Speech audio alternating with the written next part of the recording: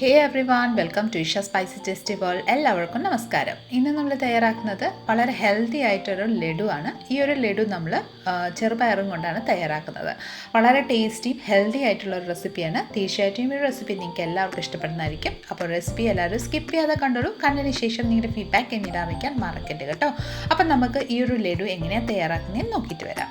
അതിനായി ഞാനിവിടെ 1 കപ്പ് ചെറുപയർ എടുത്തിട്ടുണ്ട്. ഇനി നമുക്കിതൊരു പാത്രത്തിലോട്ട് ആക്കിയതിന് ശേഷം വെള്ളം ഒഴിച്ച് ഒരു 2-3 തവണ നന്നായിട്ടൊന്ന് വാഷ് ചെയ്തെടുക്കാം. അപ്പം നമ്മുടെ ചെറുപയർ ഇവിടെ നന്നായിട്ടൊന്ന് വാഷ് ചെയ്ത് എടുത്തിട്ടുണ്ട്. ഇനി നമുക്കൊരു കടായി അടുപ്പത്ത് വെച്ച് കൊടുക്കാം. കടായി നന്നായിട്ടൊന്ന് ചൂടായതിന് ശേഷം നമുക്ക് ഈ ഒരു ചെറുപയർ കടായിലോട്ട് ആഡ് ചെയ്ത് ഇനി നമുക്കിത് നന്നായിട്ടൊന്ന് റോസ്റ്റ് ചെയ്തെടുക്കാം. നല്ലൊരു അരോമ വരുന്നിടം വരെ നമുക്ക് ഇത് നന്നായിട്ടൊന്ന് റോസ്റ്റ് ചെയ്തെടുക്കാം. നല്ല ക്രിസ്പി ആവും. നമുക്ക് ആ ഒരു ടെക്സ്ചർ കാണുമ്പോൾ തന്നെ അറിയാം ലൈറ്റ് ഒരു ഗോൾഡൻ ഷെയ്ഡായി മാറി വരും. അപ്പോൾ ആ ഒരു സമയം വരെ നമുക്ക് നന്നായിട്ടൊന്ന് റോസ്റ്റ് ചെയ്തെടുക്കാം. അപ്പോൾ ഇതാ നോക്കിക്കോളൂ, നന്നായിട്ട് ഇവിടെ റോസ്റ്റായി വന്നിട്ടുണ്ട്. ഫ്ലെയിം ഓഫ് ചെയ്തതിന് ശേഷം നമുക്കൊരു ബൗൾ എടുക്കാം. അതിലോട്ട് സ്ട്രെയിനർ വെച്ച് കൊടുത്തതിന് ശേഷം നമുക്ക് ഈ ഒരു ചെറുപയർ ഇതിൻ്റെ മേലെ ഒന്ന് വെച്ച് കൊടുക്കാം. ഞാനിങ്ങനെ ചെയ്യുന്നത് പെട്ടെന്നൊന്ന് തണുത്ത് കിട്ടാൻ വേണ്ടിയിട്ടാണ് കേട്ടോ. നിങ്ങളൊരു പ്ലേറ്റിലോട്ട് ട്രാൻസ്ഫർ ചെയ്താലും കുഴപ്പമൊന്നുമില്ല. അപ്പോൾ ഇതാ നന്നായിട്ടൊന്ന് തണുത്തതിന് ശേഷം ഞാനിവിടെ എടുത്തിട്ടുണ്ട്. ഇനി നമുക്കിതൊരു മിക്സി ജാറിലോട്ട് ഒന്ന് ചേർത്ത് കൊടുക്കാം. മിക്സി ജാറിലോട്ട് ചേർത്തതിന് ശേഷം നമുക്കിത് നന്നായിട്ടൊന്ന് പൊടിച്ചെടുക്കാം കേട്ടോ. നല്ല അധികം സോഫ്റ്റ്നെസ് ഒന്നും ആവില്ല, ലൈറ്റായിട്ടൊന്ന് ആ ഒരു നമ്മുടെ റവയുടെ ടെക്സ്ചറിലാണ് നമ്മളിത് പൊടിച്ച് കിട്ടുന്നത്. അപ്പോൾ അതാ ഏകദേശം നല്ല രീതിയിൽ തന്നെ പൊടിച്ചെടുത്തിട്ടുണ്ട്. ഇനി നമുക്കൊരു ആ ഒരു സ്ട്രെയിനർ വെച്ചതിന് ശേഷം നമുക്ക് ഈ ഒരു പൊടി നന്നായിട്ടൊന്ന് തെളിയെടുക്കാം. അപ്പോൾ ഇതാ ചെറുപയർ ഇവിടെ നന്നായിട്ടൊന്ന് പൊടിച്ചെടുത്തിട്ടുണ്ട്. ഇനി നമുക്ക് ശർക്കര ഒന്ന് ഉരുക്കിയെടുക്കാം കേട്ടോ. അപ്പോൾ ഞാനിവിടെ 3/4 മുക്കാൽ കപ്പ് നമ്മുടെ ശർക്കര എടുത്തിട്ടുണ്ട്. അതിലോട്ട് ഒരു 2 ടേബിൾ സ്പൂൺ വെള്ളം കൂടെ ചേർത്ത് ഇത് നന്നായിട്ടൊന്ന് ഉരുക്കിയെടുക്കാം. ഒരു നൂൽ പരുവം ഒന്നും ആവേണ്ട ആവശ്യമൊന്നുമില്ല. ജസ്റ്റ് ആ ഒരു ശർക്കരയൊന്നും മെൽറ്റായി കിട്ടിയാൽ മതി കേട്ടോ.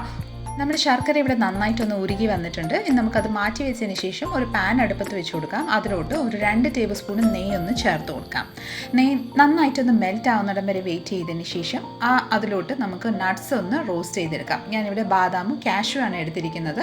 നിങ്ങൾക്ക് ഏത് നട്ട്സ് താല്പര്യം അതനുസരിച്ച് ആഡ് ചെയ്തോളൂ കേട്ടോ. കിസ്മിസ് ഒക്കെ ആഡ് ചെയ്യാം കേട്ടോ. പംകിൻ സീഡ്സ് ഒക്കെ ആഡ് ചെയ്യാം. അപ്പോൾ ഇത് നന്നായിട്ടൊന്ന് റോസ്റ്റ് ചെയ്തെടുക്കാം.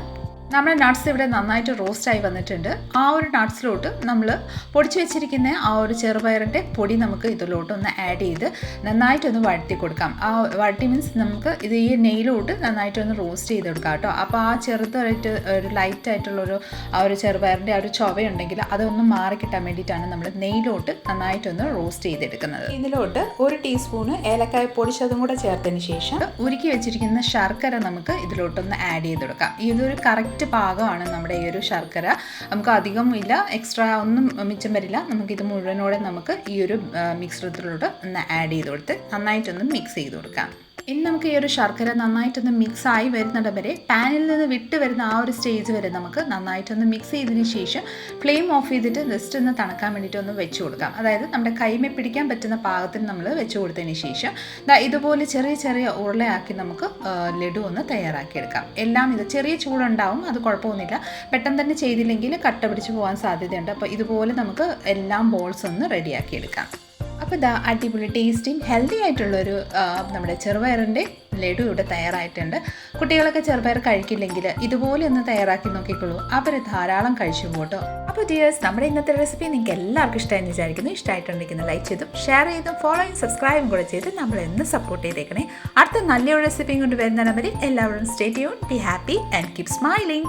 Thank you for watching and bye bye.